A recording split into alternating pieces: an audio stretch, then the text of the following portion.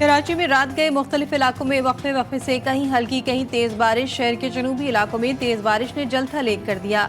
जगह जगह सड़कों पर पानी जमा। आज भी शहर में दिन भर वक्फे वक्फे से बारिश जारी रहने का इम्कान।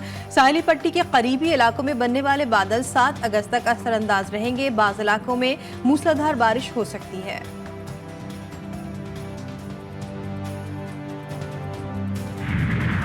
पंजाब और सिंध के मुख्तलिफ शहरों में बादल बरस गए। हासिलपुर, चिश्तियाँ, फोर्ट अब्बास में जलथल एक हो गया। राजनपुर और रुझान मजारी में बारिश के बाद कोहे सलेमान रेंज में नशेबी इलाके ज़ेरियाब। महकमे मौसमियात की आइंदा 24 घंटों में सिंध समेत मुल्क के अक्सर इलाकों में शदीद बारिशों की पेशगोई। बरसाती और नदी नालों में तुग़यानी का खदशा। पहाड़ी इलाकों में लैंडस्लाइडिंग का खदशा। बहरा अरब और खलीज बंगाल से मानसून हवाएं शिद्दत के साथ बलूचिस्तान में दाखिल। 6 अगस्त तक बलूचिस्तान के 22 अजला में बारिश की पेशगोई।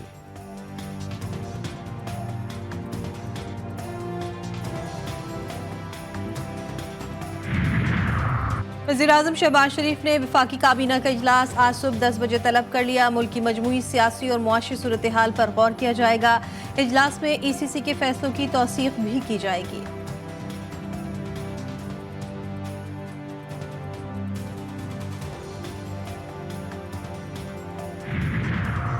तहरीक इंसाफ ने शेर अफजल मरवत की बुनियादी रुकनियत खत्म कर दी। एडिशनल सेक्रेटरी जनरल फिरदौस शमीम नकवी के दस्तखत जारी एलामिये में कहा गया है कि शेर अफजल मरवत को पार्टी जवाबित का कोई ख्याल नहीं, वो खुद को पार्टी कवानीन से बालातर समझते हैं। शेर अफजल को कौमी असम्बली के नशिस्त से इस्तीफा देना चाहिए। कमेटी की तहकीकाती रिपोर्ट और उनकी हालिया बयानात और शिकायत की बिना पर रुकनियत की मनसूखी की सिफारिश की।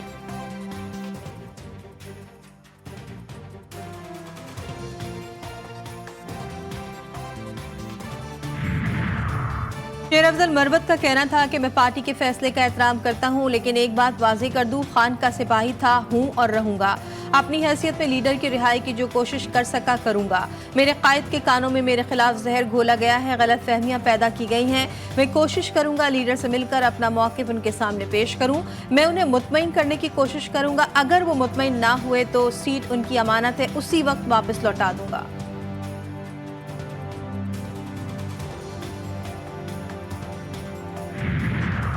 हुकूमत पर लाकानूनियत का इल्ज़ाम। Chairman PTI barrister Gauhar Ali Khan कहते हैं, अगर 13 जजेस के फैसले के खिलाफ आप कुछ करते हैं तो ये लाकानूनियत है। डॉक्टर शाहिद सिद्दीक के कत्ल, रुकने कौमी असम्बली हाजी इम्तियाज को उठाने और रहनुमाओं को धमकियों की मसम्मत। कहा, महमूद अचकजई को मुज़ाकरात के लिए बानी PTI की तायद हासिल है।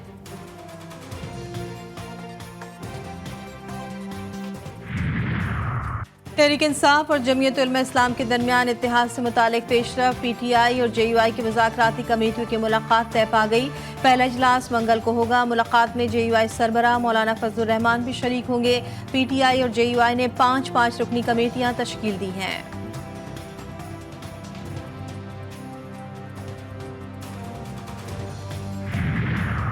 हुकूमती कमेटी और जमात इस्लामी के दरमियान मुज़ाकरात में पेशरफ। वफाकी हुकूमत की सिफारिश पर पंजाब हुकूमत का जमात इस्लामी के मकामी रहनुमाओं और वर्कर्स की रिहाई का फैसला। जमात इस्लामी का रावलपिंडी में धरना जारी। एहतजाज का दायरा कार बढ़ाने का ऐलान।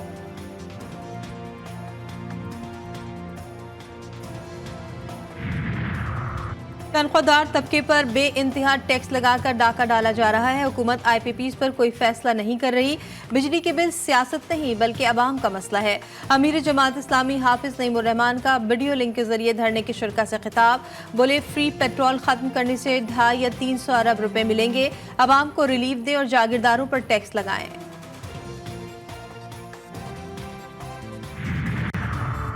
सब इदारे अपने आईनी हुदूद में रहकर सपोर्ट करें तो कौमें आगे बढ़ती हैं। पावर सेक्टर और FBR दुरुस्त ना हुए तो खुदा न खास्ता कश्ती डूब जाएगी। वज़ीर-ए-आज़म शहबाज शरीफ का काबीना इजलास से खिताब।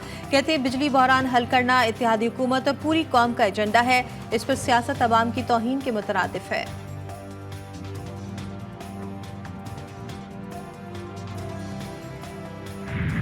स्पेशल कमेटी भी कॉन्स्टिट्यूट की जाएगी जो ये एग्ज़ामिन करेगी कि कौन से ऐसे केसेस हैं जो जेन्युइन केसेस हैं जहाँ पे फैमिलीज़ को फौरी तौर पे सपोर्ट की ज़रूरत है, तो उस सपोर्ट पैकेज में उनको कंसिडर किया जाएगा और उस फैमिली के लिए 5 मिलियन पर फैमिली जो है वो सपोर्ट पैकेज उसका ऐलान किया है वज़ीर-ए-आज़म साहब। हुकूमत का लापता अफराद के लवाहिकीन की दादरसी के लिए बड़ा फैसला। 5 साल से लापता अफराद की फैमिली के लिए 50 लाख रुपए के पैकेज का ऐलान। हर लापता फर्द के अहले खाना को 50 लाख रुपए दिए जाएंगे। मुआशी इक़दाम के साथ नादरा, पासपोर्ट और विरासत के कानूनी मसाइल को भी हल किया जाएगा। वज़ीर कानून आज़म नज़ीर तारड़ कहते हैं लापता अफराद के मामले पर कमेटी बनाई जाएगी। खुसूसी कमेटी लापता अफराद के केसेस देखेगी।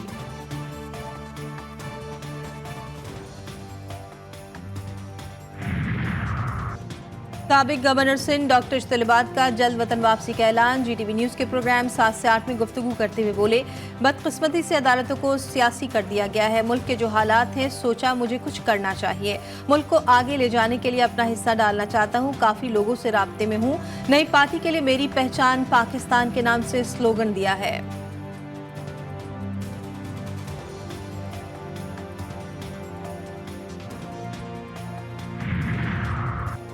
हमास के शहीद रहनुमा इस्माइल हानिया को दोहा में सुपुर्द खाक कर दिया गया। नमाज जनाजा में अमीर कतर हमास रहनुमा खालिद मिशल, फ़लस्तीन की मुख्तलिफ तंजीमों के सरबराहान समेत हज़ारों अफराद की शिरकत। इस्माइल हानिया की शहादत पर मुल्क भर में यौम सोग। इस्लामाबाद समेत मुख्तलिफ शहरों में गायबाना नमाज जनाजे के इज्तिमात। शहीद के बुलंद दर्जात के लिए दुआएं। फ़लस्तीनियों से इज़हार यकजहती। जुमे के खुतबे में इस्माइल हानिया शहीद की तारीफ। इसराइल ने मस्जिद अक्सा के इमाम को गिरफ्तार कर लिया। वकील ने आलमी मीडिया से बात करते हुए बताया कि शेख अकरमा सबरी यरूशलेम के साबिक मुफ्ती आज़म और मौजूदा सुप्रीम इस्लामिक काउंसिल के सरबराह हैं। उन्होंने जुमे के खुतबे में इस्माइल हानिया को शहीद कहा था।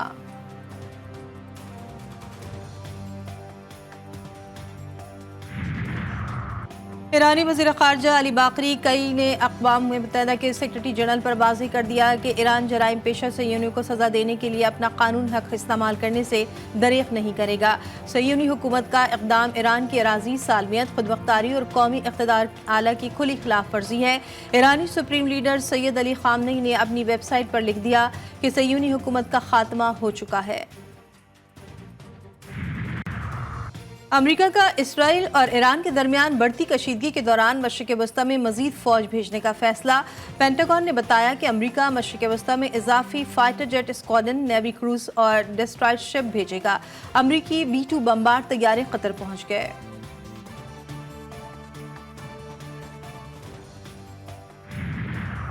इस्माइल हानिया के कत्ल के बाद मशरिक़ वस्ता की कशीदा सूरत हाल। ईरान के मुतवक्किर रद्द-ए-अमल की वजह से अमरीकी स्टॉक मार्केट को एक दिन में $2.9 ट्रिलियन का झटका। बड़ी मकदार में सरमाया हिस्सा मार्केट से निकल गया।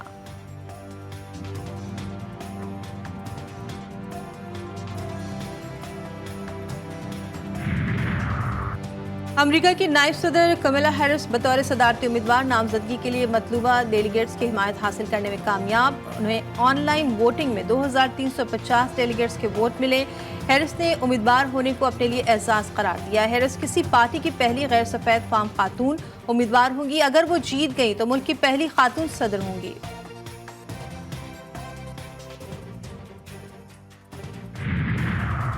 बरतानिया में साउथपोर्ट से शुरू होने वाले हंगामे लिवरपूल और संदरलैंड तक फैल गए। संदरलैंड में मुजाहिरीन और पुलिस में झड़पें, 3 एहलकार जख्मी। पुलिस स्टेशन पर हमला, इसके साथ वाली जायदाद को आग लगा दी गई।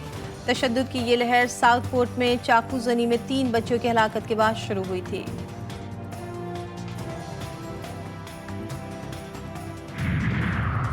नॉर्वे कप में कौमी स्ट्रीट चाइल्ड फुटबॉल टीम ने सेमीफाइनल हारकर दिल जीत दिए। मेगा इवेंट के सनसनीखेज सेमीफाइनल में पाकिस्तान को शिकस्त हुई। मैच का फैसला 4-3 से पेनल्टी किक्स पर हुआ। कौमी टीम आज तीसरी पोजीशन के लिए नॉर्वे के सोट्रा क्लब से खेलेगी।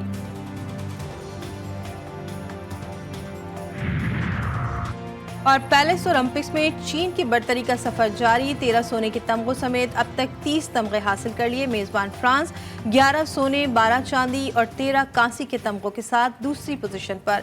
ऑस्ट्रेलिया ने 10 तलाई के साथ तीसरे नंबर पर जगह बना ली।